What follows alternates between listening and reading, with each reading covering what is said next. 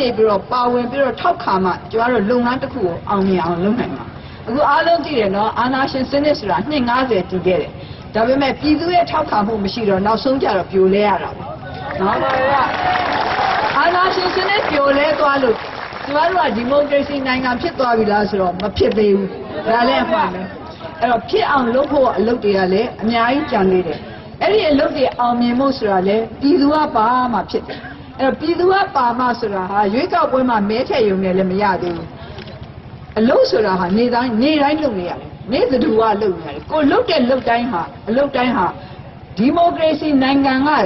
နိုင်ငံသူတယောက်နိုင်ငံသားတယောက်ကလုပ်ရနဲ့ကိုက်ညီရဲ့လားဆိုတော့ကိုအမြဲပြန်ပြီးတော့စီစစ်ပါအမြဲစီစစ်ပါဘာဖြစ်လို့လဲဆိုတော့နိုင်ငံရေးဆိုတာအားလုံးနဲ့ဆိုင်ပါတယ်အထူးဖြင့်ဒီမိုကရေစီနိုင်ငံရေးဆိုတာအားလုံးနဲ့ဆိုင်ပါတယ်ဘာမဆိုခေါင်းအေးအေးနဲ့စဉ်းစားပါကျမတို့ပြောမယ်ဒီနေ့လုံးကတော့ကိုအလုပ်တွေနဲ့ကိုလုံးမနေရတော့ဒါကိုစဉ်းစားမိကြမှာစဉ်းစားမိမယ်ဒါပေမဲ့တတ်နိုင်သမျှညမအိတ်ခင်လေးတော့နည်းနည်းလေးတော့လူတိုင်းကိုအဲ့ဒီမေးခွန်းလေးတော့ကိုမေးကြည့်ပါငါဒီနေ့ဒီမိုကရေစီနိုင်ငံသားတစ်ယောက်ရဲ့ကျင့်ဝတ်နဲ့နေခဲ့ရဲ့လားဆိုရင်မေးခွန်းလေးတစ်ခုနည်းနည်းလေးမေးကြည့်ပါနော်အဲ့တော့ကိုမှချုံရင်းချက်ရှိတယ်ဆိုရင်လည်းဒါကိုရင်ဆိုင်လိုက်ပါဒီနေ့တော့ငါသိမဟာဘူးမနေ့ပြန်ပြပြီးထပ်ပြီးစူးစမ်းမယ်ပေါ့လူတိုင်းဟာတနေ့နဲ့တနေ့ထပ်ပြီးတော့စူးစမ်းနိုင်တဲ့အခွင့်အရေးရှိပါတယ်အဲ့ဒီစူးစမ်းနိုင်တဲ့အခွင့်အရေးကိုတုံးကြပါအဲ့တော့ကျွန်မမနေ့တော့လည်းဒီကျင်းစီမိုင်ကိန်းကနေအပြန်มาဆိုလို့ရှိရင်ကျမတို့ဟောပြောပွဲတစ်ခုလုပ်ခဲ့ပါတယ်တော်တော်နောက်ကျသွားပြီဒါပေမဲ့ကျမတို့ပြည်သူတွေကလည်းတကယ်ကိုစိတ်ရှည်လက်ရှည်နဲ့သူတို့စောင့်ပြီးတော့နားထောင်ပါတယ်အဲ့ဒီတော့ကျမပြောခဲ့ပါတယ်ကျမတို့ဟာ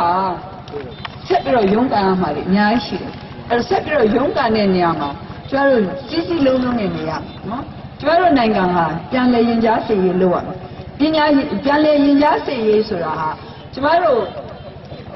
တိုင်းရင်းသားတွေကြားထဲမှာလည်းပြန်လည်ရင်ကြားစေရေးလုပ်ရမယ်ကျမတို့ရဲ့ပြည်သူတွေကြားထဲမှာလည်းလုပ်ရမယ်ကျမတို့အနေနဲ့အဖွဲ့အစည်းတွေကြားထဲမှာလည်းပြန်လည်ရင်ကြားစေရေးလုပ်ရမယ်အဲ့ဒီဟာအတွက်ဆိုတာပြည်သူတွေအားလုံးပါလာမှပဲဖြစ်မယ်ကျမပြည်သူတွေကိုလှည့်ပြားပြီးတော့လည်းမစီအောင်ဘူးကျမအစတွေကပြောထားတယ်နော်ကျမအကောင်းဆုံးပဲကြိုးစားမယ်ဘာလို့ပေးနိုင်လဲညာလို့ပေးနိုင်မယ်ဆိုကျမဒီဂရီတွေပေးလို့မရဘူးကျမအကောင်းဆုံးကြိုးစားမယ်ကျမအကောင်းဆုံးနဲ့တော့ပုံမတတ်နိုင်ဘူးလေကျမအတတ်နိုင်ဆုံးကြိုးစားမှာကျမအတတ်နိုင်ဆုံးကမလုံလောက်ဘူးဆိုလို့ရှိရင်လည်းပို့ပြီးတော့တတ်နိုင်တဲ့လူတွေကျမတို့ရှားရမှာပဲဒါပေမဲ့ကျမအတတ်နိုင်ဆုံးကြိုးစားမယ်ကျမကဝိဇ္ဇာစောကြီးလည်းမဟုတ်ဘူးဒါတွေလေဒီလိုလုပ်ပေးနိုင်တယ်လို့လည်းကျမဂရီတွေမပေးဘူးဒါပေမဲ့ကျမအတတ်နိုင်ဆုံးကြိုးစားမယ်ဘာဖြစ်လို့ကျမအကိစ္စတစ်ခုလုပ်တယ်ဆိုတာလဲပြည်သူတွေကိုကျမပုံဝင်နေရှင်းပြဒီလိုကြောင့်ကျမဒီလိုဆုံးဖြတ်ပါတယ်ဒီလိုကြောင့်ကျမဒီဟာကိုထောက်ခံပါတယ်ဆိုတာကျမပြည်သူတွေကိုဆုံးဖြတ်တယ်အဲ့တော့ပြည်သူတွေအနေနဲ့လည်းကျမရဲ့လုပ်ဆောင်မှုတွေကိ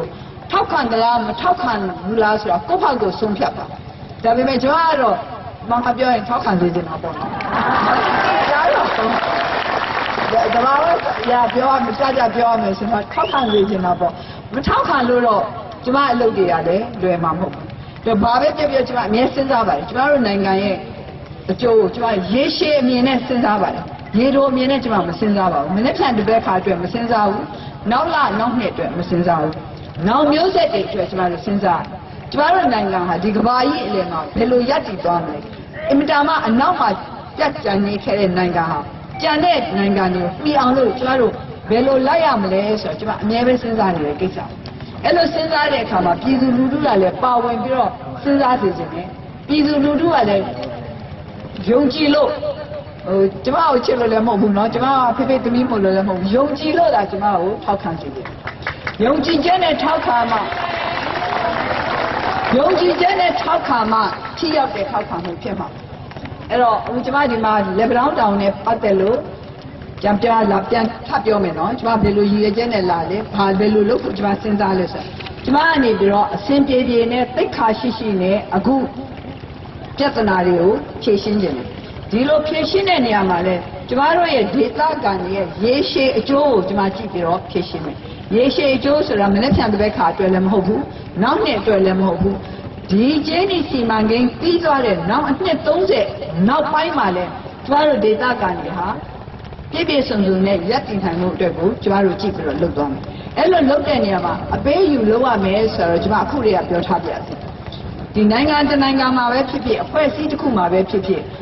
ပြဿနာတွေဆိုတာရင်ဆိုင်ရတာပဲဒီပြဿနာတွေကိုဖြေရှင်းတဲ့နေရာမှာအပေးအယူလုပ်တဲ့နီးလာနေဒါဟာယဉ်ကျေးတဲ့ပုံကူများရဲ့နီလန်းဖြစ်တယ်လို့ကျွန်မယုံကြည်တယ်ကိုယ်နဲ့မတည့်တဲ့လူကိုမိဘုံနဲ့ပြစ်လို့လည်းမရဘူးတဏှနဲ့ပြစ်လို့လည်းမရဘူးဖြေရှင်းရမယ်နော်ဒီတော့ဒီဟာကျမတို့ပြည်သူတွေဘက်ကလည်းဒီလိုပဲပြည်သူတွေရဲ့အားဆိုတာလည်းရှိတယ်နော်ပြည်သူတွေရဲ့အားဆိုတာမနှဲတဲ့အားတွေပါမနှဲတဲ့အားတွေမို့လို့ကိုအလွဲသုံးစားမလုပ်အောင်ကိုယ်မှာရှိတဲ့အားတွေကိုမှန်မှန်ကန်ကန်နဲ့သိက္ခာရှိရှိနဲ့သုံးဖို့လိုပါတယ်ကျမလည်းကျမမှလည်းအတတ်နိုင်ဆုံးကျမရှိတဲ့အင်အားကိုမှန်မှန်ကန်ကန်နဲ့သိက္ခာရှိရှိနဲ့သုံးဖို့ကျမကြိုးစားပါမယ်ကြိုးစားတဲ့နေရာမှာကျမပြည်သူကျမအားကိုးရတော့နောက်ဆုံးကြတော့ပြည်သူပဲရှိပါတယ်ဘယ်လို့မှမရှိပါဘူးပြီးတော့ဒီအားကိုးချက်နဲ့ကျမလုပ်နေတာပဲဒီအားကိုးစရာမရှိရင်လည်းကျမရဲ့လုပ်ငန်းတွေဟာအောင်မြင်စရာအကြောင်းမရှိပါဘူးပြီးတော့ကျမချပြမယ်ဒီ level တောင်ကိစ္စနဲ့ပတ်သက်လို့အခုကျမသက်ဆိုင်ရာအာဏာပိုင်တွေနဲ့တွေ့ဖို့ရှိတယ်ဒီနေ့ထပ်ပြီးတော့တွေ့ကြလူတွေရှိတယ်ဒီရွာသူရွာသားတွေနဲ့တွေ့ဖို့လည်းရှိတယ်အားလုံးအဖြေရှာပြီးတော့ကျမတို့အကောင်းဆုံးဖြစ်အောင်လို့ကြိုးစားသွားမယ်ကျမတို့ဘယ်လိုဆုံးဖြတ်တယ်ဘယ်လိုဖြစ်တယ်ဘယ်လိုအပြေပေါ်တယ်ဆိုတာလဲကျမတို့ရဲ့ပြည်သူတွေအားလုံးသိအောင်လို့ကျမအသိပေးပါမယ်အဲ့လိုအသိပေးပြီးတဲ့အခါကျလို့ရှိရင်ပြည်သူတွေအနေနဲ့လည်းခေါင်းအေးအေးနဲ့စဉ်းစားကြပါဒါဖြစ်တင်သလားမဖြစ်တင်ဘူးလားသဘောတူတဲ့လူရှိမယ်သဘောမတူတဲ့လူရှိမယ်ဒါပေမဲ့ကျမတို့ဒီမိုကရေစီလမ်းကိုရှောက်ချင်တယ်ဆိုလို့ရှိရင်အများ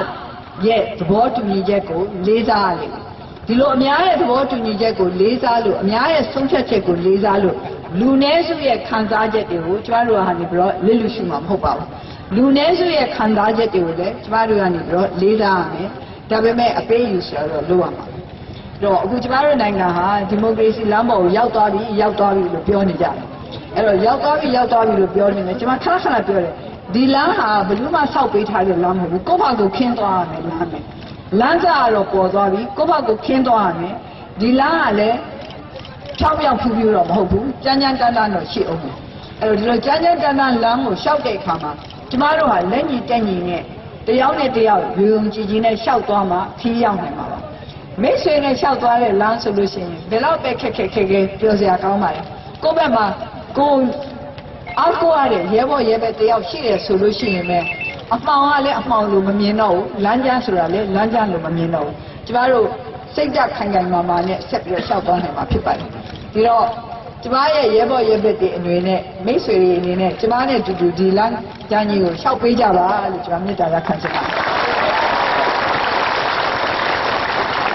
အခုကျမ